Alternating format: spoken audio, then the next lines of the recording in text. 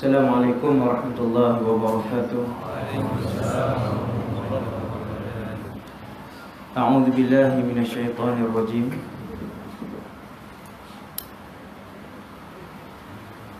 Bismillahirrahmanirrahim.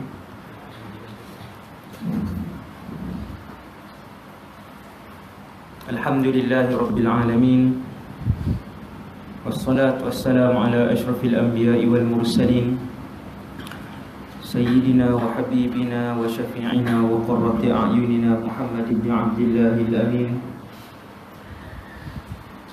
wa ala alihi wa ashabihi wa man tabi'ahum bi ihsanin ila yaumiddin.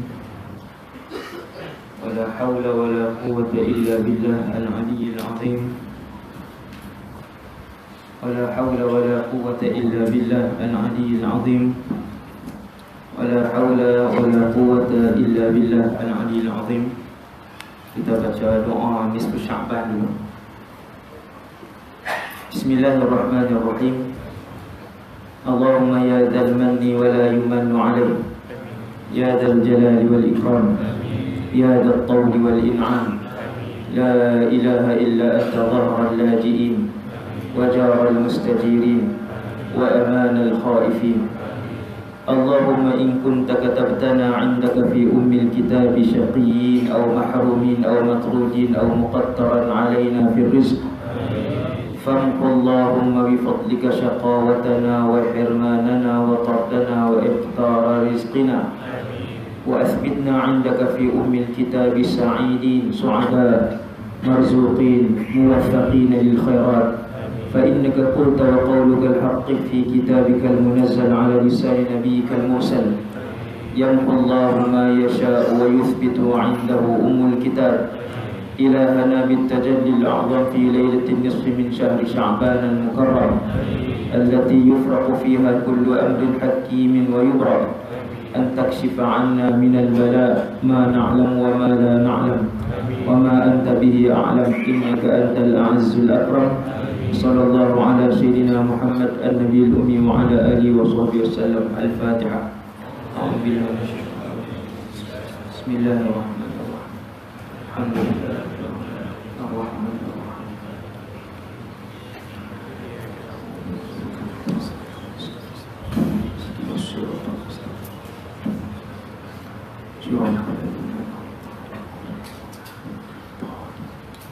Kita baca surah Kahfi ayat 1 hingga 10. Surah Kahfi ayat 1 hingga 10. A'udzu billahi minasyaitonir rajim. Bismillahirrahmanirrahim. Alhamdulillahilladzi anzala 'ala 'abdihi al-kitaba wa lam yaj'al lahu 'iwaja, qayyiman liyunzira ba'san shadidan min ladunhu wa yubashshira المؤمنين الذين يعملون الصالحات أن لهم أجرا حسنا ماكثين فيه أبدا، وينذر الذين قالوا اتخذ الله ولدا ما لهم به من علم ولا لآبائهم، كبرت كلمة تخرج من أفواههم إن يقولون إلا كذبا، فلعلك باخع نفسك على آثارهم إن لم يؤمنوا بهذا الحديث أسفا، إنا جعلنا ما على الأرض زينة لها لنبلوهم أيهم أحسن عملا، وإنا لجاعلون ما عليها صعيدا جرزا. أم حسبت أن أصحاب الكهف والرقيم كانوا من آياتنا عجبا، إذ أوى الفتية إلى الكهف فقالوا ربنا آتنا من لدنك رحمة وهيئ لنا من أمرنا رشدا. صدق الله العظيم. Alhamdulillah, wassalatu wassalamu ala rasulillah wa ala alihi wa sahbihi wa man wala. Terima kasih kepada pengurusi majlis, perangkat pengurusi surau, dan kuasa Seterusnya Jadual Kuasa Pelaksana Program Muslimin dan Muslimat yang dirahmati Allah Subhanahu wa ta'ala sekalian.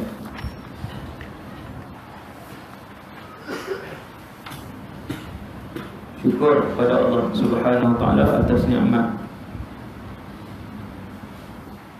iman dan Islam.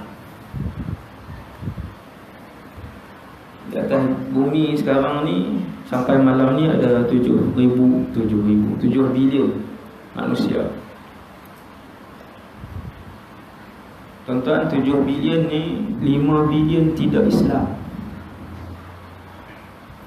Hasbunallah wa ni'mal wakil. 5 bilion tidak Islam, 2 saja yang Islam. Bermaksud yang akan kekal selama-lamanya dalam neraka Allah 5 bilion yang hidup hari ini. Bukan separuh pun tak, 1/3.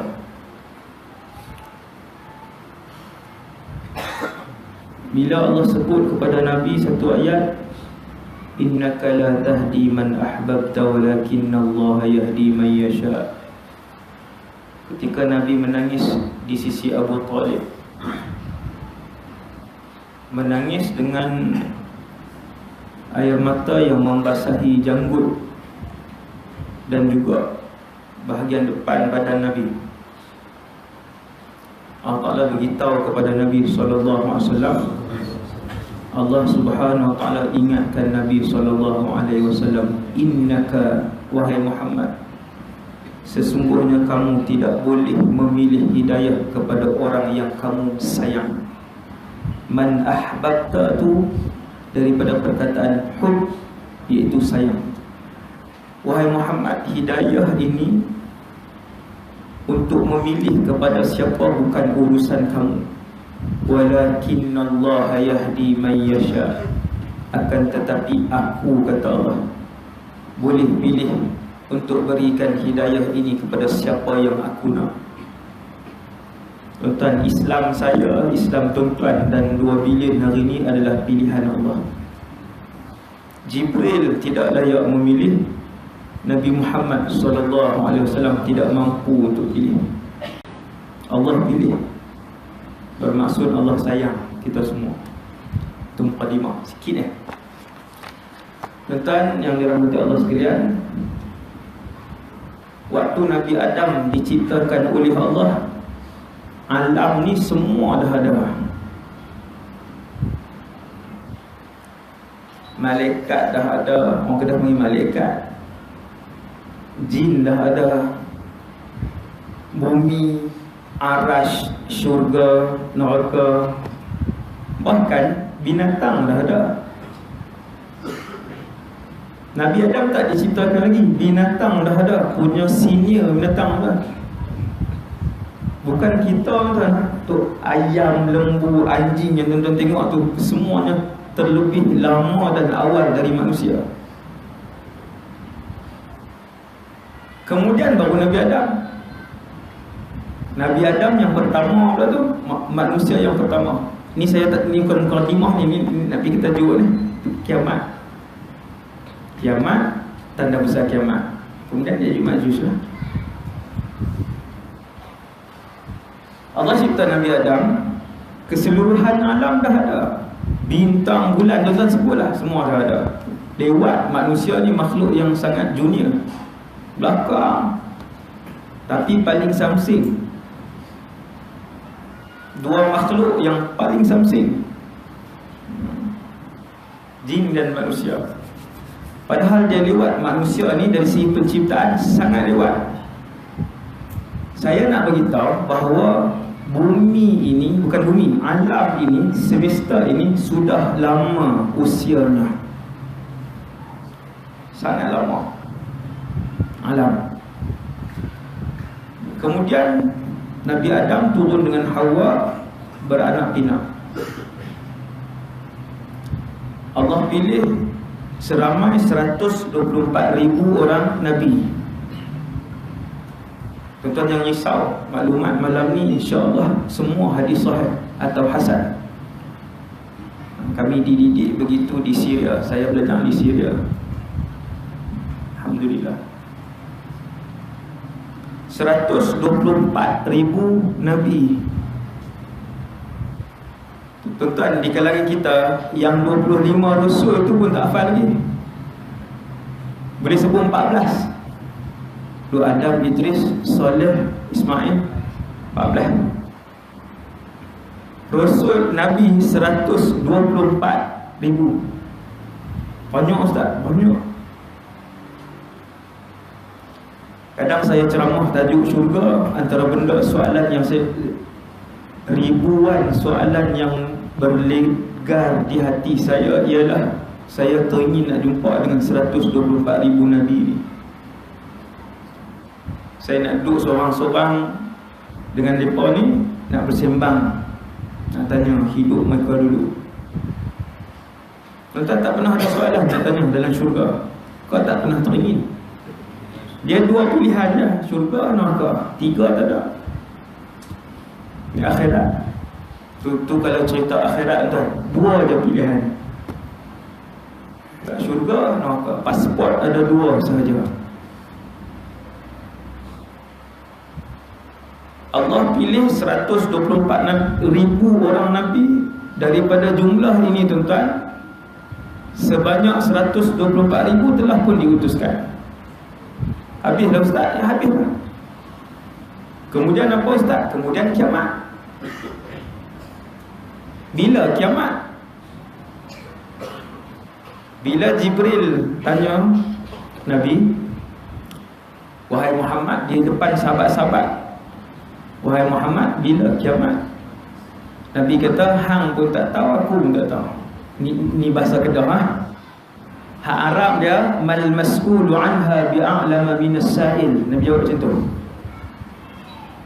Bila Jibril tanya bukan untuk dapat jawapan. Jibril tanya untuk mengajar.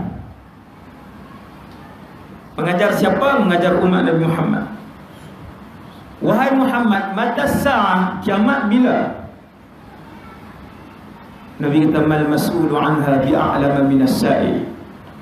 Aku pun tidak tahu jawapan, penghulu segala Nabi dan Rasul. Kamu tidak tahu jawapan, penghulu segala malaikat. Wahai Muhammad, ada tak tanda-tanda? Nabi kata ada. 1, 2, 3. Nabi pun senaraikan, mencecah 100 lebih tanda-tanda kecil kiamat. Di kalangan kita pernah dengar tanda kecil dan tanda besar. Tanda kecil dan tanda besar kiamat. Apa beza tanda kecil dengan tanda besar? Beza yang pertama, tanda kecil banyak. Yang kedua, tanda besar sikit. Beza yang kedua, tanda kecil maksudnya jauh dengan kiamat. Tanda besar dekat. Saya kita bincang pun ringkas lah tuan-tuan, no? Sebab tanda besar kiamat 10. Dajjal 3 jam, Ya'juj wa Ma'juj 2 jam. Campur. Nabi Isa 1 jam setengah, Imam Mahdi 2 jam. Jadilah 18 jam, dia kurang macam tu lah.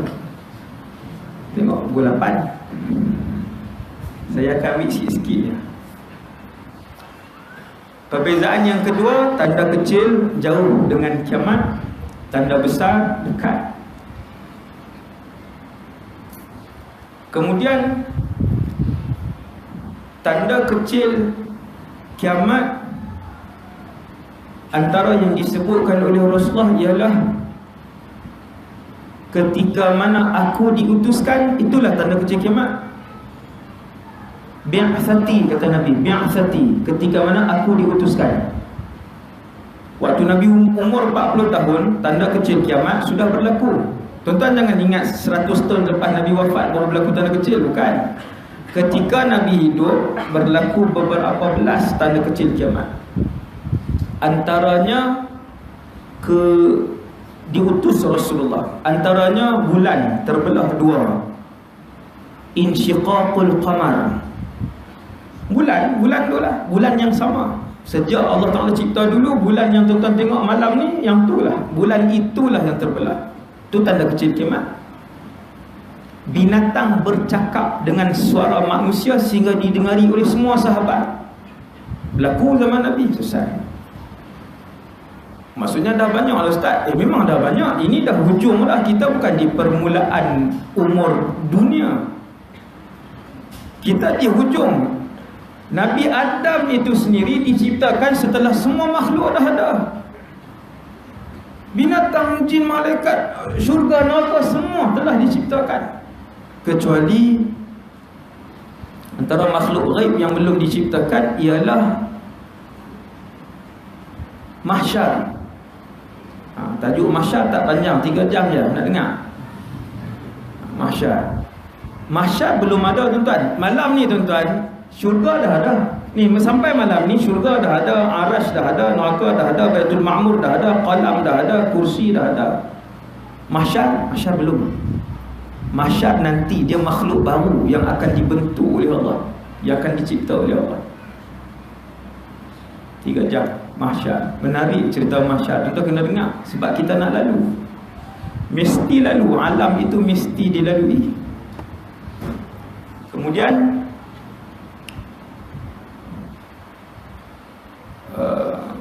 apa tadi? Lupa. Keluar banyak sangat. Keluar tajuk. Tadi saya tahu mana. Tanda kecil. Tuan-tuan kena ingat tu. Tanda kecil. Kemudian tanda kecil ini ada yang disebutkan oleh Rasulullah sehingga Nabi sendiri penuh kehairanan dan takjub. Nabi kata ada tanda kecil yang sangat pelik, yang aku pun tidak pernah melihat tanda kecil itu, iaitu wanita-wanita yang berpakaian dan tetapi telanjang. Sahabat tanya, ya Rasulullah, macam mana pakaian tetapi telanjang? Nabi kata, aku pun tak tahu. Subhanallah. Dekat tubuh dia ada kain, tetapi kain tu nampak kulit, nampak bentuk tubuh. Nabi tak pernah tengok. Hari ni tiap-tiap hari kita tengok tanda kecil yang Nabi kata, aku tak pernah lihat tanda kecil itu, tetapi kumpulan wanita yang berpakaian tetapi telanjang, mereka bukan saja tak masuk syurga, bau syurga pun tidak. Berat kan tu? Ancaman itu berat. La yadkhulnal jannah, bukan saja tak masuk syurga, la yajidna rihaha, wangi-wangian syurga yang terbit setelah pintu syurga dibuka, yang dapat dicium daripada 500 tahun perjalanan di atas sirat. Wanita hak telanjang berpakaian tadi, bau tu pun tak boleh. Dia jatuh awal lagi. Hasbunallah wa ni'mal wakil. Betapa ramai yang macam ni hari ni. Ketat, nampak tubuh badan dan nampak kulit. Kemudian Nabi wafat. Antara tanda kecil kiamat, kewafatan Rasulullah. Nabi sebut, waktu Nabi hidup, Nabi sebut antara tanda kecil kiamat, wafati, mauti, kata Nabi. Nabi sebut pada seorang sahabat, dia yang riwayatkan hadis tu, seorang sahabat, saya tak ingat nama sahabat tu, tak masyhur, sahabat hebat tapi tak masyhur. Mauti, kata Nabi. Kemudian Nabi wafat.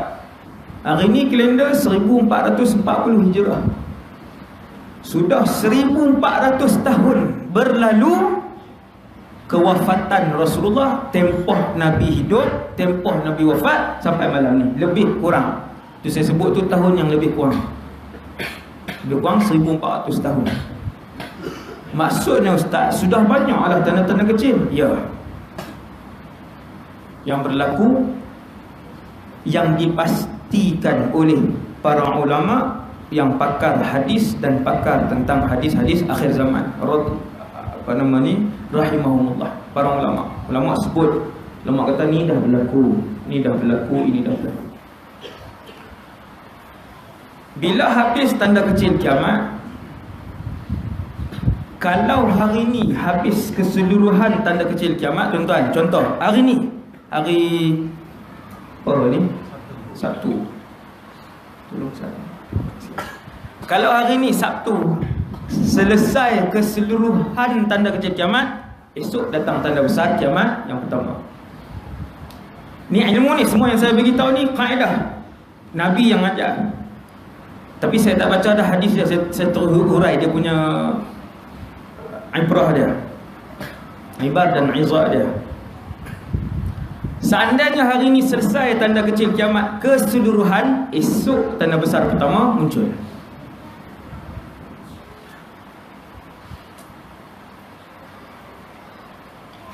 Nabi pun sebut 10 tanda besar kiamat. Yang masyhur, 10 yang paling masyhur. Dajjal, kemudian Nabi Isa, kemudian Ya'juj wa Ma'juj. Tajuk malam ni. Ni nak pergi ke tajuk malam ni, bulan 8 lah. Dajjal, Nabi Isa, Ya'juj wa Ma'juj. Gempa di barat, gempa di timur, gempa di semenanjung Arab. Ni ada 3 beradik. Ni ada 3 beradik. 3 ni boleh jadi sehari serentak dan paling lewat sehari. Dia panggil, ulama sebut 3 serangkai. Dabah binatang, dukhan asap, matahari terbit di sebelah barat. 3 ni ulama hadis sebut 3 ni tanda besar kiamat, 3 serangkai. Sama ada berlaku satu hari serentak ataupun sehari. Yang mana dahulu tak kisah. Yang ni dulu, ni depan, belakang. Dukhan ni saya sebut sikit je. Orang Islam yang ada iman, dia demam dan batuk. Orang kafir sakit berguling-guling. Dabah binatang, dia tak sentuh orang langsung. Yang paling saya takut, dabah ini dia datang kat satu orang, dia letak cop Muslim atau kafir, 2 dah. Fasik, atas pagar, munafik, tak payah. Muslim, kafir, 2 dah. Dabah ni binatang berkaki 4, dia tidak mencederakan sesiapa pun di atas muka bumi ni. Tak payah takut. Yang ni tak payah takut. Cuma orang berilmu takut, para ulama takut dengan dabah ni ialah dia menentukan siapa Muslim dan siapa kafir. 2 dia. Dia letak tongkat Nabi Musa, Muslim. Dia letak cincin Nabi Sulaiman, kafir. Hadis sahih. Hari ni yang ni doktor, yang ni tun, yang ni ustaz, yang ni hakim, yang ni dalam tak ada siapa tahu. Keluar dabah ini, panggilan ketika hari dabah itu keluar, setiap orang kita nak panggil satu orang kata kafir, macam kawan yang kita panggil tu pun panggil kita balik Muslim, sekejap. Tak ada, habis rahsia. Kemudian matahari terbit sebelah barat. Yang terakhir angin. Yang ke-10. Lepas angin ini keluar beberapa saat, kiamat. Angin ini angin yang lembut, bukan taufan. Angin dia datang daripada Yaman. Apabila dia menyapa orang yang beriman, bukan beriman, orang Islam lah, kita kata bukan beriman, orang Islam je. Siapa yang masih ada iman walaupun sebesar zarrah, apabila disapa oleh angin itu, mati. Sehingga ada orang yang di dalamnya ada iman besar zarrah, tak pernah solat, tak pernah puasa dan tak pernah mempersendakan Islam. Ini penting. Dia tak pernah mempersendakan Allah, tak pernah mempersendakan Rasulullah, tak pernah mempersendakan Islam. Ada iman sikit dah, mati dia. Mati dia dengan angin tadi. Setelah angin itu menyapa semua orang yang berbaki iman walaupun sebesar zarrah, mati keseluruhan orang yang ada Islam dan iman dalam hati dia. Maka berbakilah di atas muka bumi ini, daripada barat ke timur, utara ke selatan, hanyalah calon ahli neraka Jahannam yang akan kekal selama-lamanya di dalam neraka. Wal'iyadzubillah. Lamakah mereka ini hidup, Ustaz? Nabi sebut Lukam ibn Lukam. Boleh jadi 2 generasi. Disebut ada hadis sahih. Sehingga apabila Allah mematikan kesemua yang ada iman walaupun sebesar zarrah. Zarrah ni tak boleh tengok dengan mata kasar, terlalu kecil iman, kecil. Semua mati, tinggal kafir original. Tinggal bakal penghuni neraka tetap sahaja selama mungkin lebih 2 generasi. Lukam ibn Lukam, kataan tak elok lah. Lukam ni kataan tak elok dalam bahasa Arab baku, fushah. Jangan pun nama kedai pula. Kalau ni kedai macam-macam kan, sudut melantak kedai, nama pun geng neraka lah tengok. Nabi suruh makan berhenti kan, ni sudut melantak contoh. Lukam ibn Lukam, kataan yang tak elok tapi Nabi sebut. Ayahnya jahat, anaknya jahat. Ayahnya zalim, anaknya zalim. Ayahnya penzina, anaknya penzina. Ayahnya pencuri, anaknya pencuri. Sama-sama jahat waktu tu atas muka bumi ni. Waktu tu berlaku kiamat. Habis. Itu perjalanan secara ringkas awal sampai habis. Kemudian saya dapat tajuk malam ni apa, Ya'juj wa Ma'juj. Satu, Ya'juj wa Ma'juj ni nama kepada 2 kabilah. Kabilah ni macam kaum kita Melayu, India, Bajau, Kadazan, kabilah. Ya'juj wa Ma'juj nama 2 kabilah. Ni maklumat pertama. Maklumat pertama, kabilatan satu. Yang kedua, mereka ini sudah pun hidup, bukan baru lahir. Macam Imam Mahdi, beza. Imam Mahdi dia boleh jadi belum lahir, sebab Imam Mahdi akan dilahirkan di akhir zaman, bayi, kemudian dia membesar. Bayi sehari, 2 hari, 3 hari, umur setahun, umur 2 tahun, macam tu Imam Mahdi. Boleh jadi belum lahir, boleh jadi telah dilahirkan, wallahu a'lam. Dajjal sama macam Ya'juj wa Ma'juj. Sama dari sudut kedua-duanya telah ada, belum dilepaskan. Itu sama. Dajjal telah ada, Ya'juj wa Ma'juj telah ada. Dajjal belum dilepaskan, Ya'juj wa Ma'juj belum dilepaskan. Sama. Nombor 3, kesamaan mereka berdua ialah kedua-duanya tanda besar kiamat. Yang ketiga tentang Ya'juj wa Ma'juj ini ialah Ya'juj wa Ma'juj ialah salah satu daripada tanda besar kiamat. Apa hukum sekarang ni? Dia zaman liberal, dia mai kat kita, dia kata aku tak percaya ni ada rejam. Dalam Islam ada rejam ni, aku tak percaya. Apa hukum satu hari nanti orang mai dia kata aku tak percaya cerita merepek-merepek Ya'juj Ma'juj ni? Hukumnya kufur. Sebab apa kufur? Sebab Ya'juj wa Ma'juj ni diceritakan oleh Allah dalam Quran. Dia sebab Allah Ta'ala cerita dalam Quran, boleh buka surah Al-Kahfi, start daripada cerita Zulqarnain. Kalau plus dengan Zulqarnain lagi lama lah. Saya akan cerita sikit je Zulqarnain. Dalam Quran, sesiapa yang menafikan satu huruf, kufur. Contoh surah Al-Baqarah mula dengan Alif Lam Mim. Dia datang kat kita, dia kata aku percaya Baqarah ni start dengan Alif Lam Mim. Tak ada. Mim tu tersilap tulis. Mim ni tak pernah ada. Kufur. Ustaz, satu huruf Ustaz. Jangan melampau kan Ustaz, jangan ekstrim.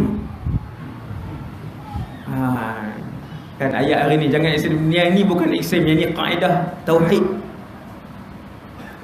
yang menafikan Ya'juj Ma'juj. Dia kata Ya'juj Ma'juj ni tak pernah ada dalam Islam. Cerita merepek, kufur. Kerana dia cerita dalam Quran. 1, 3. Hukum mengingkari kewujudan Ya'juj wa Ma'juj. 3, 4. Yang keempat,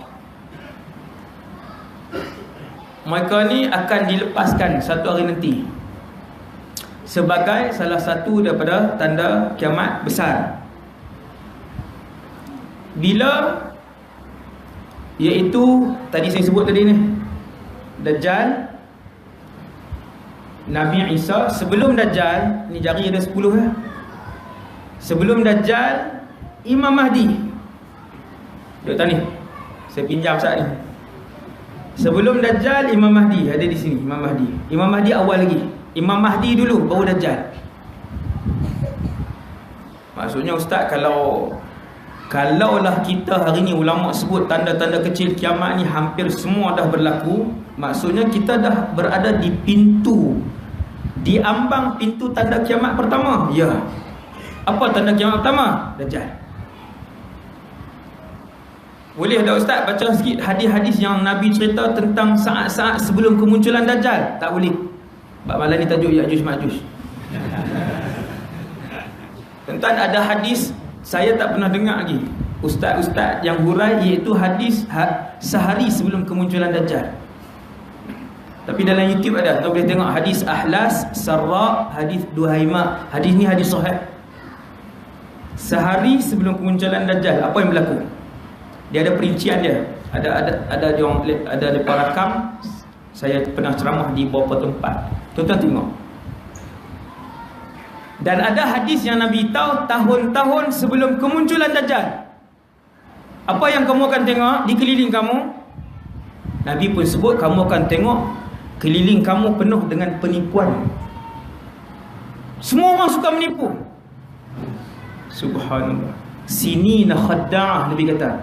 Inna amamad Dajjal sinina khadda'ah. Semua menipu, daripada atas sampai paling bawah. Dalam rumah, luar rumah, dalam TV, dalam laptop, dalam handphone, penuh penipuan. Nampak tak? Nampak. Nabi kata sinina khadda'ah. Tak habis hadis tu tuan, tak habis. Saya beritahu bagi geram ya. Cari sendiri. Dahsyat. Nabi beritahu tu, yang selalu mengkaji, melihat dengan mata hati, apa semua dia tengok. Laku. Kemudian habis Dajjal dibunuh oleh Nabi Isa. Nabi Isa pun hidup selama 40 tahun. 40 tahun menjadikan Baitul Maqdis sebagai pusat pemerintahan Islam. Semenjak Imam Mahdi menjadikan Baitul Maqdis sebagai pusat pemerintahan Islam, termasuk Syria, Madinah kesunyian. Tuan-tuan akan tengok suasana ni nanti.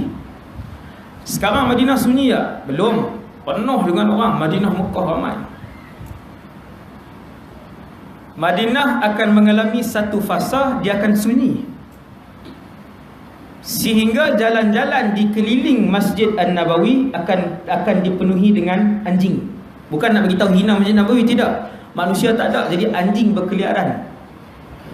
Bila tu Ustaz? Ketika Imam Mahdi keluar, menjadikan Baitul Maqdis pusat pemerintahan Islam sedunia. Hadis sahih.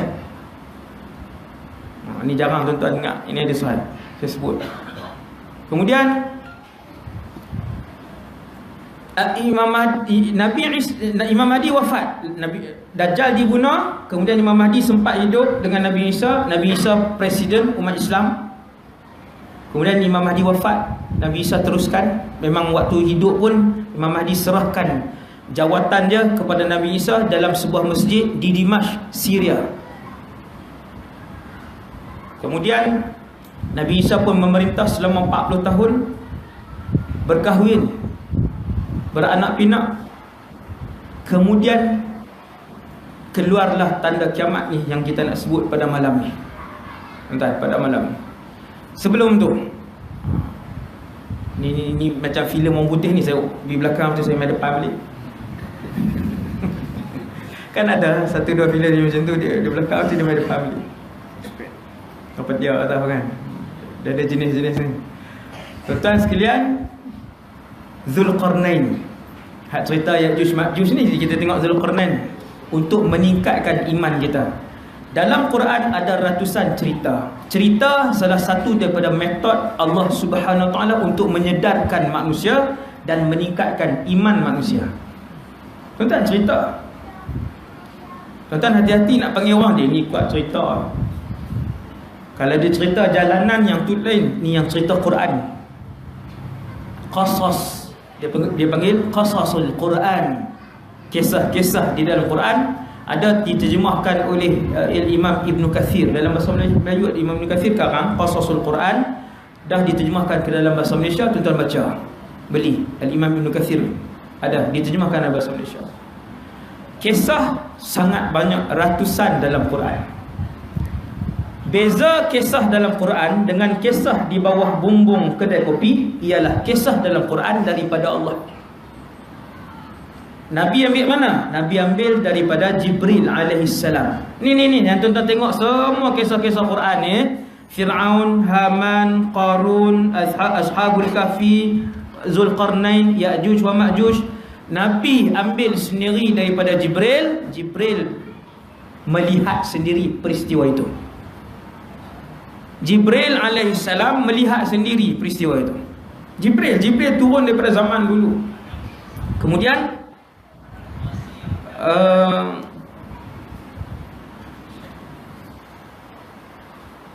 apa tadi? La ilaha illallah. Tak ada rehat letih. Zulqarnain. Cerita Zulqarnain. Zulqarnain panjang cerita dia, tuan-tuan sekalian. Satu, Zulqarnain ialah salah seorang daripada maharaja Islam yang menguasai barat ke timur. Antara penguasa yang menguasai daripada barat ke timur selain daripada Zulqarnain ialah Nabi Sulaiman ibn Dawud alaihissalam. Nabi Sulaiman, barat ke timur, tetapi masih beriman dengan Allah. Hak ni yang paling dahsyat sekali. Tuan-tuan nak cari satu orang bukan memerintah sebuah negara, tetapi pemerintahan, kekuasaan dia, kekuatan dia, kekayaan dia daripada barat ke timur, tetapi masih rokok dan sujud kepada Allah SWT. Bahkan kedua-dua ini adalah manusia yang paling tinggi iman mereka pada zaman itu. Nabi Sulaiman siapa tuan? Selepas Nabi Daud ayahnya wafat, Nabi Sulaiman lah yang paling warang, yang paling alim atas muka bumi Allah. Kaedah dia begitu. Semua rasul adalah di kalangan yang paling alim dan yang paling saleh di atas muka bumi ketika itu. Macam Nabi Musa, dia lah yang paling alim, paling saleh. Nabi Sulaiman, dia lah yang paling alim dan yang paling alim ilmu, yang paling warang, saleh. Raja kedua yang menguasai barat ke timur, subhanallah, mengekalkan iman dan warak dia yang tinggi. Yang ni hebat tuan. Tuan-tuan tengok manusia, bukan kata kuasa, kaya cukup lah. Makin kaya makin menunduk atau makin kaya makin bongkak? Jawapan dia kaedah daripada zaman Nabi Adam sampai kiamat, semakin kaya mesti semakin bongkak. Yang ni kaedah. Tu cerita dengan penuh keyakinan. Saya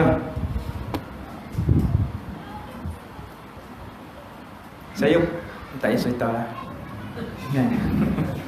Saya nak sebut tadi bukti yang saya beritahu tadi ni, dia bukti Quran, bukti hadis ada. Kan?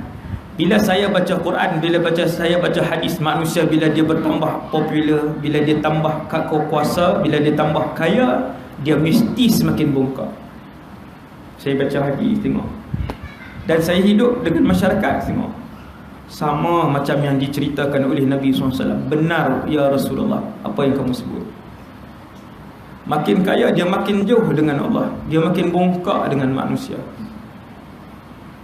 Sebab tu Nabi sebut, qumtu ala babil jannah, aku pernah berdiri di depan pintu syurga, dan aku mendapati kebanyakan penghuni syurga adalah di kalangan orang fakir dan miskin.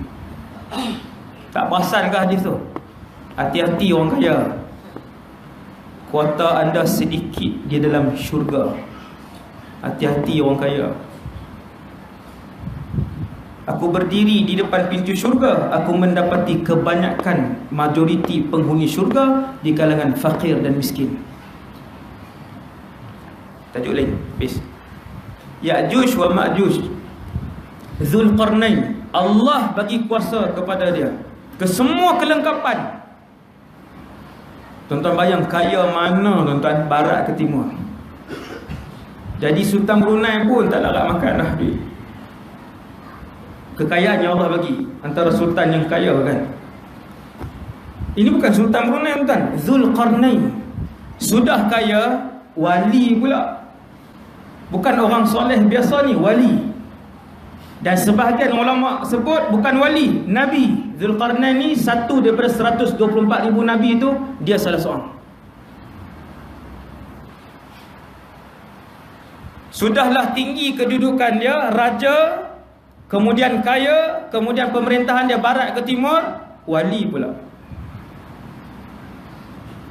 Sebab tu kita semua yang susah, yang biasa-biasa ni, tak payah belagak lah depan pekerja masing-masing. Tak payah sombong lah depan staf masing-masing. Ada 200 staf, tak payah sombong lah, baru 200. Dulu pernah hidup satu manusia yang di bawahnya bilion orang, dan dia seorang Nabi, dia seorang wali, Zulqarnain. Allah sebut 3 pengembaraan Zulqarnain dalam Quran. Saya ringkaskan 8.30 dah, macam 5 minit. Alhamdulillah, cepat masa. Lega saya. Allah sebut dalam Quran 3 pengembaraan Zulqarnain. 1 ke barat, 2 ke timur, 3 ke Ya'juj Ma'juj tu. Saya tak perincikan. Apabila Zulqarnain mengembara, dia membawa ke semua bala tentera dan juga cendekiawan-cendekiawannya, profesional dan para ulama, semua dia bawa. Hebat tuan-tuan, tak boleh nak bayang kan, teringin. Teringin dalam syurga nanti dan minta, ya Allah, boleh tak pasang filem Zulqarnain, tapi hak betul punya. Nak tengok daripada awal Zulqarnain dilahirkan sampai dia wafat. Ni bila kita baca Quran, lintas dalam hati kita, ya Allah, nanti masuk syurga insya-Allah. Nak teringin nak tengok cerita penuh ni. Allah Taala cerita berapa ayat tuan-tuan ni, ringkas ya. Campur hadis sikit, cerita penuh. Dia akan bawa bala tentera dia, kemudian dia bawa kepakaran, keseluruhan kepakaran dia. Keseluruhan kepakaran ni tuan-tuan bayang, semua kemahiran yang ada ni ada dalam rombongan itu. Sebab tu bila Zulqarnain pergi ke barat, penduduk di barat perlukan apa, dia akan arahkan daripada rombongan yang dia bawa tadi. Depa ni tak pandai buat ni, okey, bagi benda ni. Kemudian dia ke timur, Zulqarnain ke timur. Timur mana? Wallahu a'lam. Sebab timur atas muka bumi ni pun bergantung kepada tempat dia bergerak, negeri mana. Timur Malaysia dengan timur Mesir, timur Libya tak sama. Bila Zulqarnain pergi ke satu negeri, sebuah negara di timur, pergi ke sebuah negara di timur, kita boleh tengok dalam Quran Allah SWT sebutkan sifat yang paling utama untuk negara tersebut, penduduk di negara tersebut, ialah mereka tidak ada sutra, tidak ada penutup. Qaumin lam naj'al lahum min duniha sitra, tidak ada pelindung. Ulama tafsir cari hadis, ada tak Nabi cerita tentang kaum ni? Tak ada. Nabi sebut sikit je. Boleh jadi tempat negara yang Zulqarnain sampai itu, yang semua penduduk dia tidak ada pelindung, sama ada tidak ada rumah. Tinggal dalam gua, dia tinggal di bawah cahaya matahari. tak ada rumah, bawah pokok, ataupun mereka tidak berpakaian. Maka Zulkarnain arahkan rombongan dia, ajar mereka jahit, ajar mereka buat pakaian, ajar mereka buat rumah, ajar kemahiran yang dia ada, dia ajar. Dan tujuan pengembaraan Zulkarnain satu sahaja, mengajak semua kawasan yang dia lalu untuk kembali kepada Allah Subhanahu wa ta'ala. Subhanallah. Yang itulah tujuan manusia diciptakan. Yang ada iman kena ajak orang yang tak ada iman untuk kenal Allah, beriman dengan Allah. Tuan-tuan ingat saja-sajakah orang Allah Ta'ala ciptakan China, India yang tidak Islam? 3 pengembaraan Zulkarnain dan bala tentera dia yang disebutkan oleh Allah, tujuan pengembaraan itu ialah untuk mengembalikan manusia kembali kepada beribadah kepada Allah Subhanahu Wa Ta'ala. Ini pengajaran ni kita nak ceramah sebut ni, pengajaran. Oh, baru kita perasan, baru kita faham. Semata-mata itu, ya, semata-mata itu. Tuan-tuan bayang 2 bilion, 5 bilion tak Islam, 2 bilion Islam. 5 ni tuan-tuan kekal selama-lamanya dalam neraka. Sampai bila? Sampai bila-bila? Tuan-tuan renung sekejap, 5 saat je tuan-tuan renung. Lebihlah saya ajak tuan-tuan renung 30 saat. Satu poin ni tuan-tuan. Kita masuk dalam syurga, insya-Allah. Kita duduk dalam syurga, kemudian 1 juta tahun. Dah 1 juta tahun ni kita sembang dengan kawan-kawan, ni dah 1 juta tahun, sampai bila nak duduk dalam syurga ni? Bukan boring sembang. Jom kita pergi tanya Allah. Ada perbualan boleh berbual dalam syurga. Nak dengar perbualan? Ada hadis perbualan penduduk syurga dengan Allah Subhanahu Wa Ta'ala. Begitu rapat, begitu mesra manusia dan Allah Subhanahu Wa Ta'ala. Allah Ta'ala kata kekal selama-lamanya dalam syurga. Selepas 100 juta tahun duduk dalam syurga, tuan-tuan, tidak tua, tidak sakit, kulit tidak kedut, tak pernah risau, tak pernah miskin. Selepas 100 juta tahun kita tanya, ya Allah, sehingga bila dalam syurga? Bukan boring, nak tahu je. 100 juta tahun Allah Ta'ala kata kekal kamu di dalam syurga selama-lamanya. Tuan-tuan, benda ni saya fikir, benda ni selepas 1 bilion tahun di dalam syurga, tuan-tuan, sampai bila dalam syurga? Kalaulah hidup selama-lamanya dalam syurga itu pun sudah tak terfikir di akal kita, apatah lagi hidup selama-lamanya dalam keadaan tersiksa dalam neraka. Wal'iyadzubillah. Saya duduk seorang-seorang, saya termenung, saya kata macam mana selepas 10 bilion tahun dalam syurga, kemudian jadi apa? Tak boleh. Akal kita pergi satu tempat, dia jumpa hujung. Kalau duduk dalam syurga itu pun kita fikir dah tak jumpa jawapan, apatah lagi 5 bilion tuan-tuan. 5 bilion ni confirm neraka selama-lamanya. Tuan-tuan, tak kesian ya? Sebab tu orang beriman, tuan-tuan, orang beriman yang ada ilmu, dia lalu tepi orang bukan Islam, menitik yang mata dia. Dia naik kereta, dia lalu tepi satu orang tua, bawa orang Cina tua, bawa isteri tua juga, menitik yang mata dia. Sebab tak sama cara orang itu berfikir dengan cara kita berfikir, tak sama. Dia nampak makcik ni lagi sehari 2 hari tu keluar tajuk dia tu, kan? Balik tajuk. Okey. Kemudian apa dia tadi?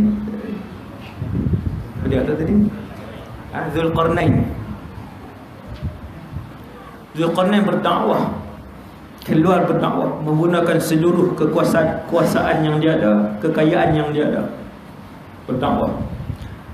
Kemudian dia pergi ke tempat yang kedua, kemudian pengembaraan dia yang ketiga. Pengembaraan Zulkarnain yang ketiga, tuan-tuan boleh tengok surah Kahfi. Saya tak baca dah satu persatu, sikit-sikit je. Dalam Quran, perkataan terhad, Allah tak cerita semua benda dalam Quran. Perkataan terhad ada 6,000 lebih ayat, 6,236 ayat. Apabila Quran sebut satu perkataan, bermaksud perkataan itu besar. Tuan-tuan cuba balik baca dalam bulan Ramadan nanti, cari berapa nama wanita yang disebut oleh Allah dalam Quran.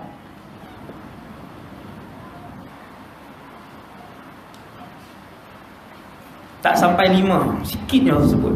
Siapa wanita tersebut? Antaranya Maryam. Kenapa Allah sebut Maryam? Sebab Maryam ini dia beribadah di dalam rumah ibadah dia, sehingga Allah mendatang ataupun mengarahkan malaikat buat turun makanan daripada syurga. Tuan-tuan cari ya, hari ni 2 bilion. Siapa yang ada duduk dalam bilik, batu makanan syurga apa? Keluar beli cendol ada, sambung masuk balik. Minum di luar tu, sambung masuk yang i'tikaf. Yang tu dia keluar sendiri.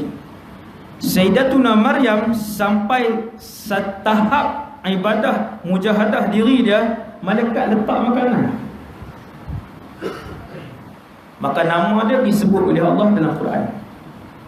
Ada 12 bulan, Muharram sampai Muharram balik, Allah sebut satu je, Ramadan. Kenapa Ramadan? Itu cerita Ramadan. Kenapa Ramadan? Itu ada keistimewaan Ramadan.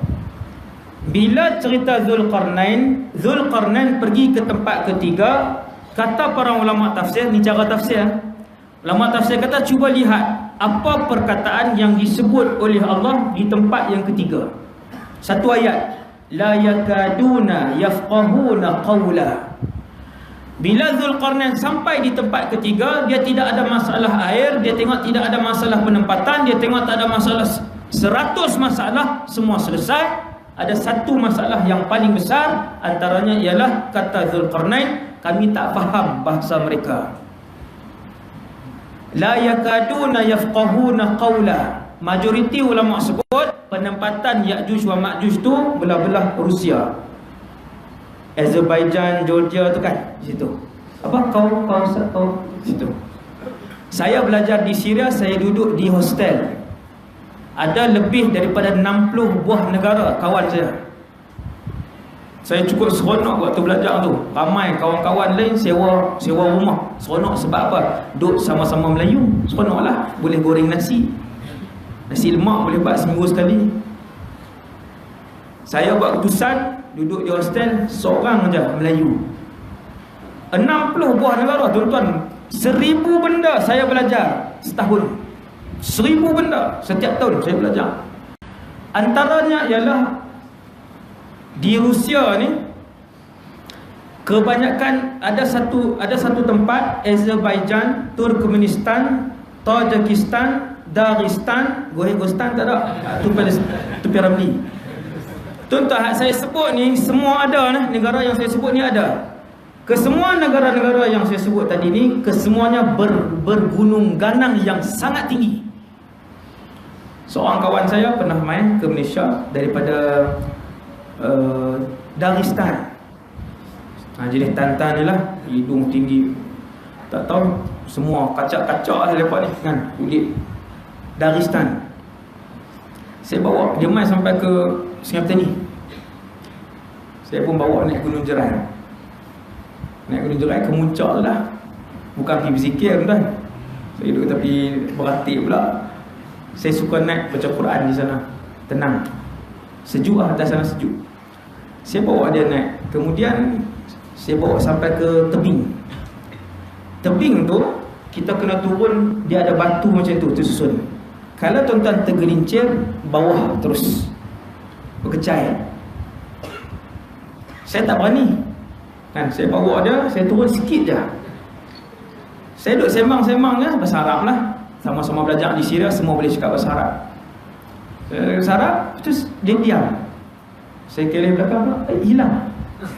Jatuh dah. Hilang. Dalam 2-3 saat saya panggil nama dia, dia sahut. Yang panggilan saya tu, dia duduk di bawah, di hujung tebing di bawah tu. Saya kata naik, saat lagi jatuh, saat lagi susah kan. Dia kata tak apa. Dia pun naik. Dia kata di negara kami ini penuh dengan gunung ganang yang tinggi. Kami dah biasa. Yang ni tak ada apa. Gunung ganang yang tinggi. Apa ironi dia? Kaitan dia ialah bila Zulkarnain ni dia sampai, masalah paling besar sekali ialah bahasa. Zulkarnain terpaksa menggunakan beberapa ulama bahasa dia untuk terjemah daripada satu bahasa masuk bahasa ni pula, masuk bahasa ni, masuk. Tuan-tuan sekalian, kawan saya ni yang dulu dari Dagestan ni dekat dengan kawasan yang disebut oleh majoriti para ulama, di sana benteng Zulkarnain, di sana. Dan memang di sana kawasan dia bergunung ganang, satu. Yang kedua, bahasa. Dagestan ini di dalam negara Dagestan bukan bahasa Rusia, tuan-tuan. Semua orang Rusia yang tan yang 7-8 tan ni boleh bercakap bahasa Rusia sesama mereka. Boleh. Dia cakap bahasa Rusia. Bila dia kembali ke negara dia, contohnya Dagestan, ke negara dia, dia kata di dalam daerah aku ada 20 bahasa. Saya kata kat dia, lughat am lahjat? Tuan-tuan faham tak ni? Kan? Saya kata slang ke language? Yang 20 tu macam kita lah, slang Terengganu, Kelantan berbeza, Kedah berbeza. Saya kata yang berbeza tu bahasa ke slang. Dia kata lughat 20 lughah fi mantiqah wahidah. Satu mantiqah, satu kawasan kecil, 20 berbahasa. Dia kata kampung saya tak faham kampung sebelah cakap. Dia kata kampung aku ada bahasa dia cakap sini. Ni saya tengok sendiri. Dia bila dia cakap ni dia bunyi. Memang semua orang menghina mereka dengan kepalikan tu lah. Jadi depa nak cakap depan orang, depa malu sebab depa terpaksa buat ni bunyi kat belakang ni. Ni dia bunyi kat belakang ni. Dia kata kampung aku kalau bercakap kampung sebelah tak faham. Dia kata al-ikhtilaf laysa fil lahjah, innama ikhtilaf fil lughah. Dia kata bukan perbezaan lahjah, berbeza bahasa. Dia kata saya kait dengan ni, la yakaduna yafqahuna qawla.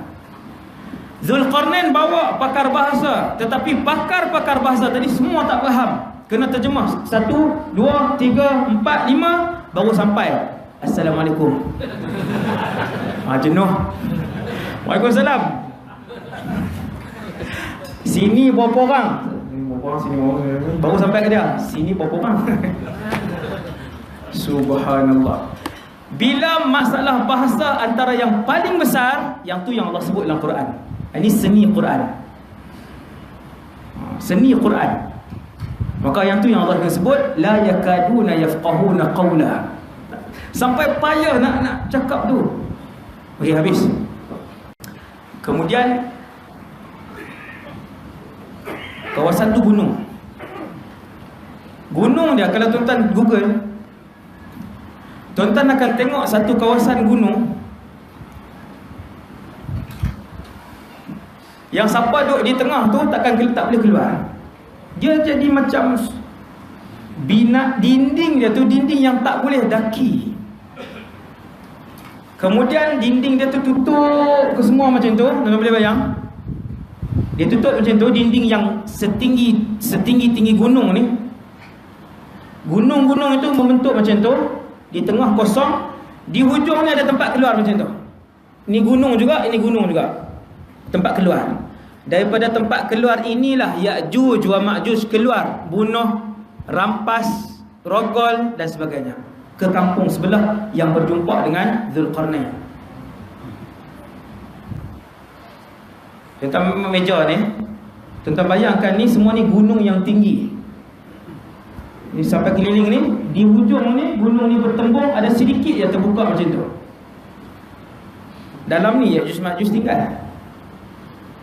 Dalam ni dia jadi macam kawah yang dalam, sangat luas.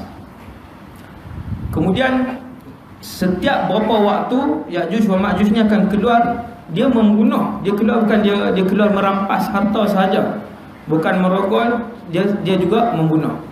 Maka ni yang grup yang baik ni, yang beriman dengan Zulkarnain, yang tinggal berjiran dengan penempatan Ya'juj wa Ma'juj, depa pun sebut kepada Zulkarnain, ya Zulkarnain. Siapa yang rajin baca surah Kahfi, dia akan jumpa ni ayat ni. Ya Zulkarnain, inna Ya'juj wa Ma'juj mufsiduna fil ardh. Sesungguhnya ada dua kabilah, nama Ya'juj, Ma'juj. Perangai mereka membuat kerosakan di atas muka bumi Allah. Boleh tak berapa banyak sahaja upah yang kamu minta untuk kami bayar, buat benteng kepada kami, tembok perisai tinggi yang menghalang mereka ni keluar daripada pintu gua yang tinggi ni. Tuan-tuan bayang gunung tu dia di tengah tu kosong, dia keliling dia gunung tinggi. Bila Allah sebut dalam Quran, hatta idza sawa bainas sadafain, ketika mana besi-besi itu disusun sampai setara dengan kedua-dua puncak, kata ulama tafsir, jabalaini azimain. Bila Allah sebut dalam Quran sadafain, bermaksud dua gunung yang tinggi. Dua gunung yang tinggi ni dia tutup ke semuanya. Di hujung je ada tempat buka sikit macam ni. Di tempat buka ni lah yang tinggi ni, lalu di bawah ini Ya'juj wa Ma'juj keluar untuk mencuri, merampas, membunuh dan sebagainya. Maka yang duduk di luar ni, kaum yang beriman dengan Zulkarnain, wahai Zulkarnain, boleh tak bina tembok? Tuan-tuan nak bina tembok dengan apa? Kalau dengan kayu, Ya'juj wa Ma'juj keluar dengan mudah. Dengan apa? Zinc, besi. Maksudnya nak kena guna yang paling keras, besi. Wahai Zulkarnain, berapa saja upah dan bayaran kami bayar. Maka jawab raja yang beriman ini, tuan-tuan tengok orang beriman jawab. Qala ma makkanni fihi khairun. Apa yang Allah Subhanahu wa taala bagi, fihi rabbi khair. Kesemua nikmat dan kelebihan yang Allah telah kurniakan kepada aku sangat banyak. Siapa yang kurnia? Allah. Qarun ketika dia mendapat ilmu untuk mencipta emas, Qarun memang dia belajar, tuan, dia belajar, dia cipta emas. Allah ilham, dia cipta emas tu, dia boleh buat logam emas. Qarun, orang kata kat dia, wahai Qarun, bagilah sikit dekat orang-orang susah dan miskin. Dia kata, innama utituhu ala ilmin indi. Dia kata, yang aku kaya ni sebab aku rajin dan kecerdikan aku. Beza dengan orang beriman, Zulkarnain dan Sulaiman alaihissalam, apabila diberikan nikmat menguasai barat ke timur, Zulkarnain sebut, ma makkanni fihi rabbi khair. Apa yang Allah bagi cukup banyak, sangat baik. Zulkarnain nak beritahu kat mereka ni, mereka nak banyak duit.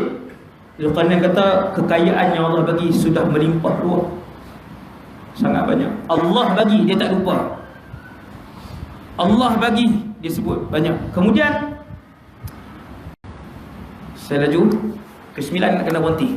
Betul? Saya laju sikit. Apa yang Allah bagi sangatlah banyak, kata Zulkarnain. Apa Zulkarnain minta? Fa'inuni biquwwatin aj'al bainakum wa bainahum radma. Aku ada harta, aku ada kemahiran, dan aku bawa ke semua kepakaran. Salah seorang ulama tulis, kepakaran geng-geng arkitek tahu lah, no? Geng apa, kontraktor, engineering drawing, architect drawing, QS, CNS, MNE, saya buat sekolah kan. Bukan saya buat lah. orang buat tapi selalu mesyuarat. Istilah-istilah ni saya tahu. Tuan-tuan, bila selalu mesyuarat sekarang, saya buat sekolah, alhamdulillah dah 70%. Alhamdulillah. No? 100% daripada duit orang susah. Bukan saya paksa, orang bagi. No? Tak ada sikit pun dibantu oleh jutawan-jutawan, tak ada. Alhamdulillah. Dah 70, lagi 30%. Ada lagi 2 bangunan yang kami nak naik. Duit tak ada lagi, tapi insya-Allah Allah Taala bawa. InsyaAllah. Selalu mesyuarat, tuan. Baru ni minggu lepas mesyuarat, kan? Yang pakar ini, yang pakar ni. Saya bila mesyuarat macam tu, letak plan di depan, satgi pakar ni hurai bahagian dia, QS hurai bahagian dia, MNE hurai bahagian dia, hurai. Saya tengok, tuan-tuan, baru satu bangunan. Baru satu bangunan yang besar di sekolah kami. Satu bangunan tu agak besar, kan? Ni semua kepakaran ni dihurai. Tuan-tuan, berapa banyak kepakaran yang diperlukan untuk membina sebuah tembok gergasi yang ketinggiannya mencecah kilometer. Maka kata para ulama, Zulkarnain ada kemahiran arkitek, drawing, apa semua tu dia bawa. Mesti lukis, tuan-tuan. Mana boleh nak bina satu bangunan daripada besi berkilometer tingginya, berapa kilometer tingginya, bagi tahu je apa besi ni banyak ni. Bukan. Siapa yang biasa buat bangunan dia tahu betapa rumitnya sistem perairan dia, elektrik dia, begitu rumit. Jawab Zulkarnain, ma makkanni fihi rabbi, Allah bagi semua kemahiran tu, aku ada. Apa Zulkarnain minta?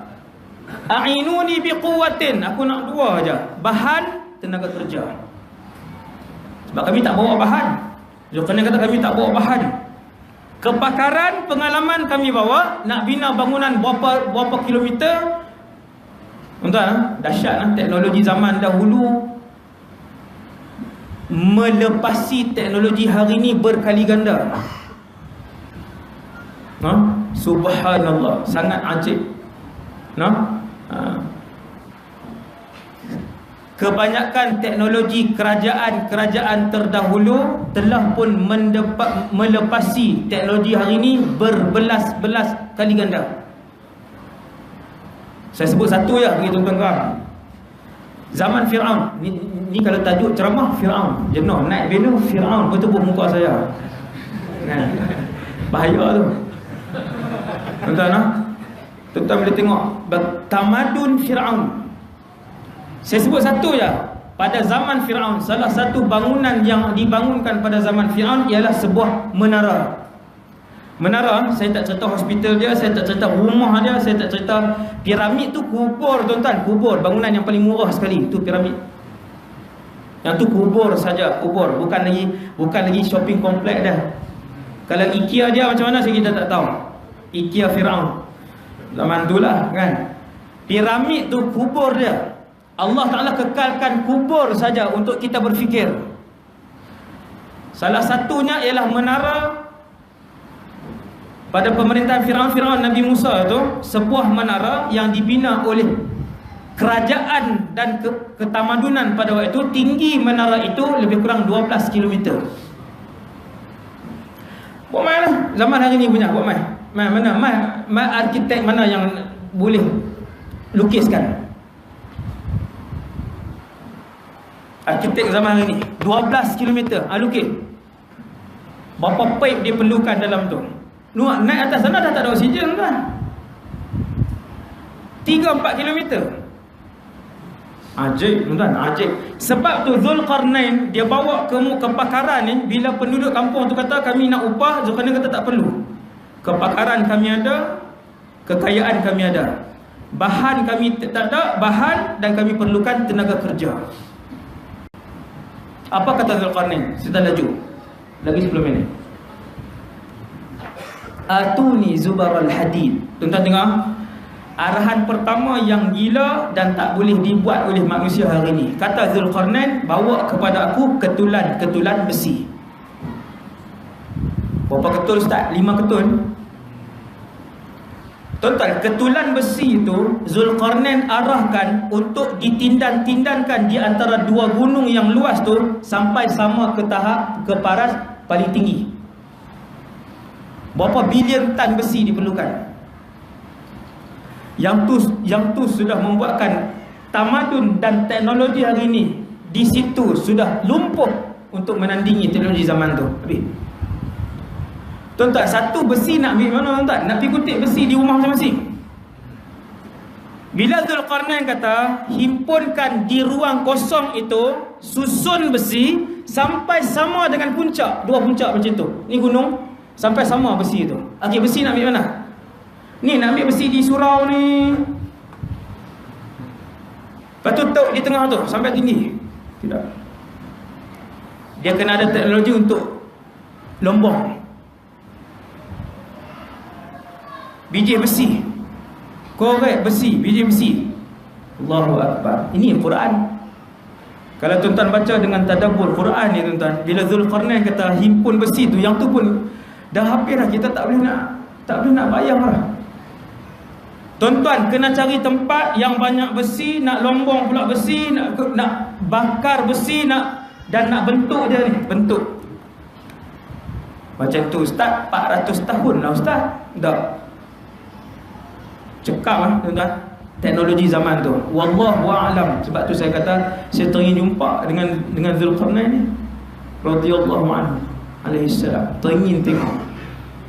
Setelah dihimpunkan besi tuan-tuan, tuan-tuan nak susun pula besi tu setinggi gunung. Susun pula kren. Tuan-tuan nak angkut pula bongkah-bongkah besi tu, susun. Macam mana pula ustaz? Wallahu a'lam. Setelah habis disusun bongkah-bongkah besi yang wallahu alam daripada mana dia ambil, macam mana dia hasilkan, macam mana dibentuk, macam mana di simen, dibesikan benda tu, dan macam mana disusun, kata Zulkarnain, unfukhu, bakar besi tu. Tuan-tuan, ambil minyak gas, mancis. Kata Zulkarnain, unfukhu, bakar besi itu. Tuan-tuan, besi yang sudah disusun setinggi gunung nak bakar. Guna api apa pula? Bukan boleh kita ambil api lambat ikut. Sekali lagi, teknologi apa pula? Bakar. Yang lebih tak masuk akal lagi tuan-tuan, yang ketiga, Zulkarnain kata himpun pula tembaga. Nak buat apa pula tembaga? Himpunkan tembaga, cairkan tembaga itu. La ilaha illallah. Tuan-tuan, kilang besar apa yang diperlukan untuk mencairkan sejumlah tembaga? Kata Zulkarnain, setelah kamu cairkan tembaga tu, salurkan tembaga tu daripada atas. Dia turun dengan besi yang sudah panas. Bila kedua-duanya sejuk, dia akan menjadi material ataupun logam yang paling keras di atas muka bumi Allah. Tuan-tuan, waktu besi itu panas, siapa yang boleh pergi dekat?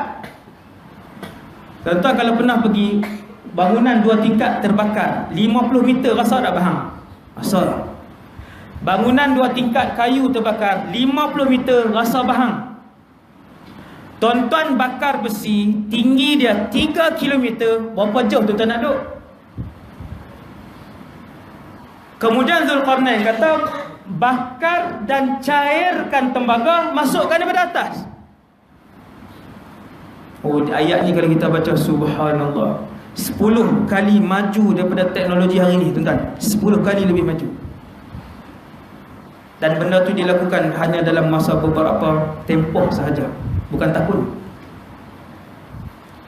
Ini hatta idza sawa bainas sadafaini qala anfukhu. Ketika mana besi-besi yang disusun tu sama dengan 2 kemuncak gunung, bakar. Kata Zulkarnain,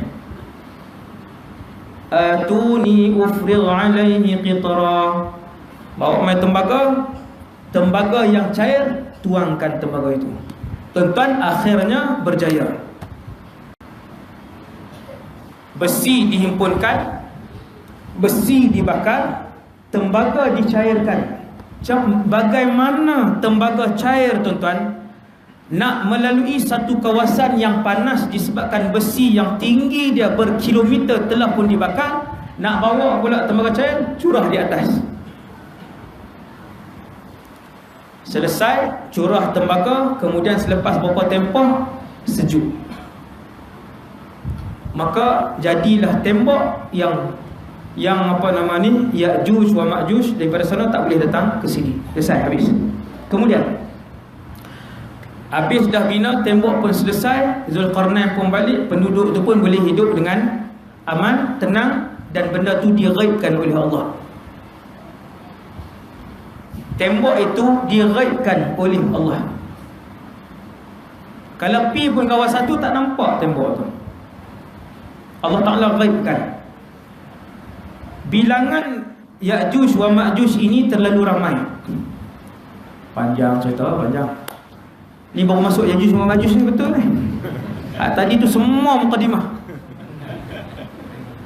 Di mahsyar nanti Allah SWT panggil Nabi Adam. Tuan-tuan, ni saya akan dengar perkataan ni, tuan-tuan akan dengar.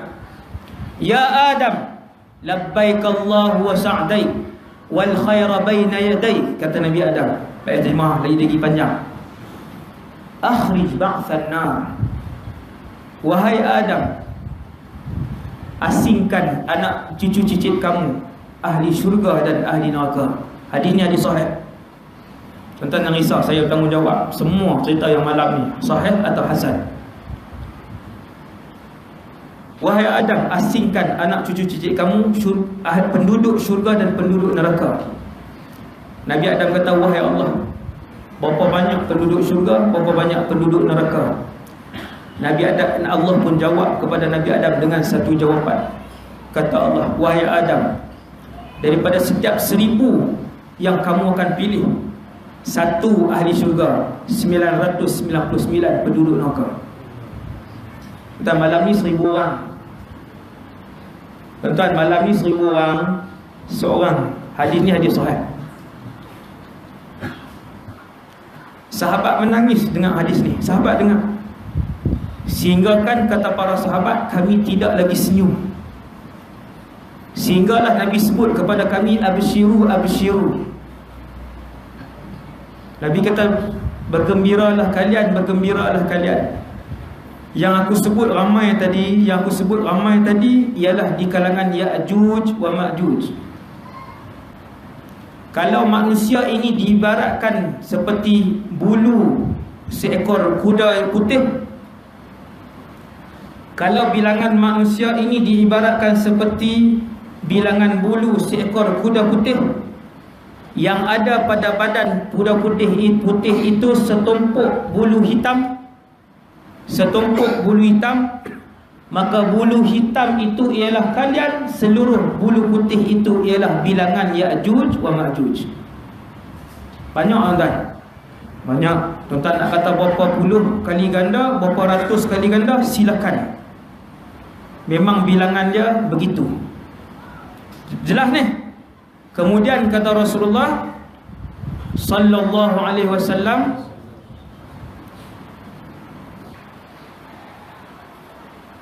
apabila Ya'juj wa Ma'juj ni keluar,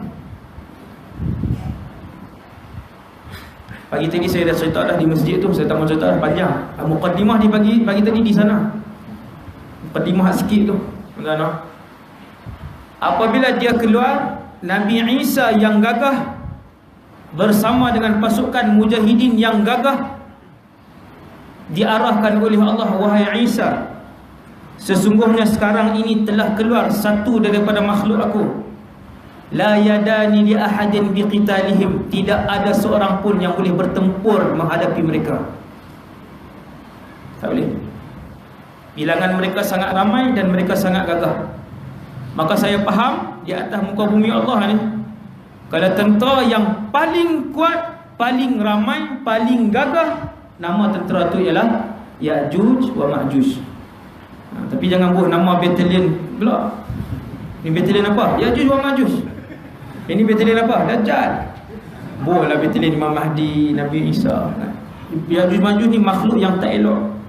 Makhluk yang tak elok. Manusia. Mereka manusia. beranak pinak. Dalam satu hadis, ini sebelum saya terlupa, dalam satu hadis, seorang suami di kalangan Ya'juj wa Ma'juj, sebelum dia mati, dia akan meninggalkan 1000 orang anak. Hadis,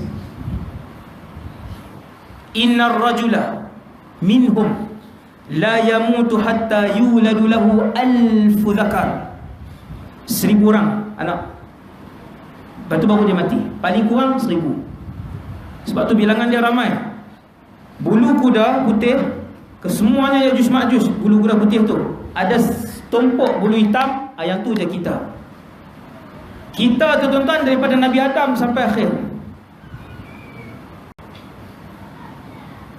Bulu kuda yang hitam setumpuk tu daripada Nabi Adam sampai kiamat. Itu je bilangan kita. Ramainya bilangan Ya'juj Ma'juj. Punya ramai, Nabi sebut, yang terakhir saya sebut tentang ni, ramai bila dia keluar Ya'juj Ma'juj ni, tembok itu hari ni tuan-tuan, sampai hari ni, setiap hari Ya'juj wa Ma'juj korek tembok itu, sehingga mereka hampir nampak cahaya matahari daripada sebelah sana. Sebab Ya'juj wa Ma'juj ni, kabilah yang ramai ni, dia terkepung macam tu, dengan gunung yang tuan-tuan tengok tu macam tak boleh nak daki gunung tu. Jadi Ya'juj wa Ma'juj attack satu ruang saja, ruang besi yang dibina oleh Zulkarnain. Setiap hari sehingga malam ini, Ya'juj Ma'juj yang banyak itu, setiap orang korek seorang sikit sehingga nampak matahari. Maka ketua dia akan kata, esok kita sambung. Dan setiap kali mereka datang pada keesokan harinya, semua lubang itu ditampal kembali oleh Allah Subhanahu Wa Taala. Yang tu yang berlaku. Juga hadis sahih. Allah sambung balik. Sehinggalah, tuan-tuan dengar ni, sehinggalah satu hari, bila sampai masa dia nanti, yang waktu Allah izin tu, mereka korek sampai ke hujung. Ketua dia pun kata, esok insya-Allah kita boleh pecahkan tembok ini. Waktu tu dia jadi alim macam mana orang tahu? Dia bukan tak tahu tuan. Dia Ya'juj wa Ma'juj ni satu kabilah yang dia kenal Allah. Dia kenal Allah penciptanya. Ada dalil. Ada beberapa perbuanan Ya'juj Ma'juj dia kenal, tetapi begitu bongkak. Sebab dia ramai, sebab dia kuat, begitu bongkak. Maka hari itu ketua dia mungkin dah, orang kata dah nur daripada zaman bila tuan-tuan korek. Bukan zaman Nabi Muhammad. Ya'juj wa Ma'juj ni, Zulkarnain ni selepas Nabi Isa. Kan 600 tahun. Selepas Nabi Isa 600 tahun baru datang Nabi Muhammad, tempoh tengah tu. Nabi Isa diangkat ke langit, 600 tahun datang Nabi Muhammad. Tempoh tu. Antara cerita Ya'juj wa Ma'juj. Lama tuan-tuan korek.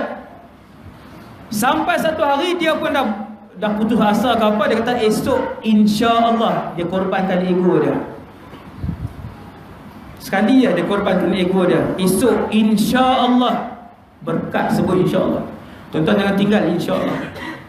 Isteri pesan beli apa pun insya-Allah, barakah. InsyaAllah sebut bagi banyak. Nabi pernah tak sengaja tak sebut, Allah Ta'ala tangguh wahyu. Sesak hati Nabi bila Allah tangguh wahyu. Bila Ya'juj wa Ma'juj ketua dia sebut insya-Allah, esok dia datang, lubang itu tidak ditampal oleh Allah. Sambung, dia pecahkan. Dia pecahkan. Seluruh muka bumi Allah dipenuhi Ya'juj wa Ma'juj, penuh. Dan siapa saja yang mereka jumpa, mereka bunuh. Kecuali yang berjaya bersembunyi di benteng masing-masing, disebutkan. Siapa yang berjaya sembunyi, tidak dijumpai oleh Ya'juj wa Ma'juj, tak mati. Dan juga yang selamat juga, yang bersama dengan Nabi Isa di atas bukit Tur Saina, di atas sana. Habis bunuh penduduk bumi, setiap kali lalu di tasik yang luasnya puluhan kilometer tasik. Lalu tentera yang hujung sekali sampai di tasik itu, tengok air kering. Tentera yang hujung kata, ni kawan-kawan kita yang di depan lah minum habis. Berapa tuan-tuan bilangan dia? Wallahualam, tapi macam tu lah. Tuan-tuan, minum air dasik sampai habis. Setelah habis penduduk bumi dibunuh, bukan semualah yang berjaya, yang selamat, selamatlah. Habis dibunuh, Ya'juj wa Ma'juj pun sebut, laqad qatalna ahlal ard, kita dah bunuh banyak penduduk bumi, ta'alau linaqtul ahlas sama, jom kita bunuh penduduk langit. Dia jadi bongkak, dia jadi dah manusia bila dia bongkak dia tak ingat kemampuan dia, tahap dia. Tuan-tuan, apa yang Allah lakukan? Jawapan dia, Allah biarkan mereka dengan kebongkakan mereka. Biar masing-masing Ya'juj wa Ma'juj tarik panah, tombak, baling ke arah langit, panah ke arah langit.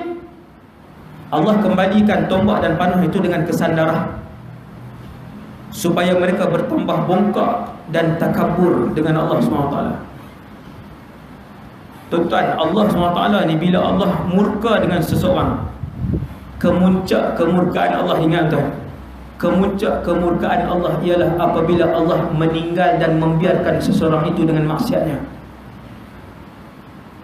Semakin bertambah umur orang itu, semakin jauh dengan Allah, semakin zalim dia, semakin jahat dia, semakin jauh dia dengan Allah. Itu bukti Allah tak peduli dengan dia. Kalau Allah peduli seseorang tu, Allah sayang seorang tu, Allah bagi musibah untuk dia kembali kepada Allah. Sebab tu Fir'aun tak pernah sakit, entah. Ni antara kisah menarik tentang Fir'aun. Fir'aun tak pernah demam, tak pernah batuk, tak pernah sesema, tak pernah sakit kepala seumur hayat dia. Sebab Allah terlalu murka dengan dia. Allah Ta'ala biar, tak mau tengok lah dia. Biar bertambah-tambah kemurkaan dia, biar bertambah-tambah kebongkakan dia. Hati-hati, manusia yang makin tua makin jahat, makin tua makin jauh dengan Allah. Jaga-jaga. Bukan sebab Allah suka kepada kamu buat jahat tu, tetapi kerana Allah tak peduli dah dengan kamu. Sikit Tuhan tak sayang.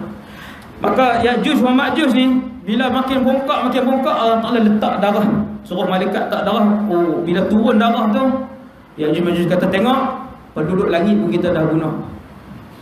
Dan akhirnya Nabi Isa pun bermunajat dan berzikir kepada Allah Subhanahu Wa Ta'ala.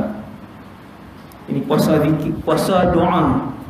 Jadi saya sebut pagi tadi, ini puasa doa. Setelah munajat, setelah berdoa, Allah Ta'ala pun turunkan tentera yang paling kuat sekali, tuan-tuan. Tadi kuat dah Ya'juj Ma'juj, saya isytihar paling kuat dah. Allah Ta'ala turunkan tentera yang paling kuat, ulat saja, tuan-tuan. Ya'juj Ma'juj ni bukan tinggi pokok kelapa, manusia biasa aja. Anak dia Ya'juj wa Ma'juj ni daripada keturunan Yafith ibn Nuh. Anak Nabi Nuh ada Sam, Ham, Yafis, Kan'an. Seorang tenggelam, seorang nama Yafis. Yafis ni lah keturunan dia, Ya'juj wa Ma'juj. Yafis ni. Dan kemudian manusia biasa, manusia tapi ganas. Allah Ta'ala bawa tentera ulat kecil je di leher. Lalu ulat ni mencederakan mereka, mati. Ya'juj wa Ma'juj kesemuanya, tidak berbaki seorang pun. Kau ada yang beriman dengan Nabi Isa, tak ada. Kesemuanya mati. Nabi Isa pun turun. Bila turun tak boleh lagi nak berjalan. Sebab tuan-tuan, tak ada ruang nak letak kaki, penuh dengan Ya'juj wa Ma'juj. Banyak mana tuan-tuan? Tak ada ruang nak berjalan. Tentera Islam nak turun, yang berapa puluh ribu tu nak turun, tak boleh. Naik balik Tur Saina, munajat pula, ya Allah, tak sampai tak boleh berjalan. Ramai tuan, maksudnya bukan 1 bilion, bukan 2 bilion, termelampau ramai. Allah Ta'ala turunkan hujan yang sangat lebat. Datang burung-burung yang besar, yang leher mereka seperti mana unta. Burung-burung ni pegang Ya'juj wa Ma'juj, bawa dan buang di tempat yang jauh. Kemudian bumi dibersihkan oleh Allah dengan hujan. Kemudian cerita-cerita kiamat yang seterusnya lah lepas pada tu. Walhamdulillahirabbil alamin. Sekadar tu dulu insya-Allah ceramah saya pada malam ni secara ringkas. Semoga kita mendapat iktibar daripada apa yang saya sampaikan, untuk sama-sama kita mengutamakan akhirat, untuk sama-sama kita mengutamakan apa buku kitab yang dicadangkan untuk bacaan 10 tanda besar kiamat? Ya, saya cadangkan buku. Saya banyak ambil dari hadis. Antara bukunya Al-Imam Ibn Kathir, ada karang buku. Antara buku lain Al-Imam At-Tabari, ada buku tentang kiamat, barzakh dicampur sekali dengan kiamat. Bolehlah cari itu, insya-Allah. Assalamualaikum warahmatullahi wabarakatuh.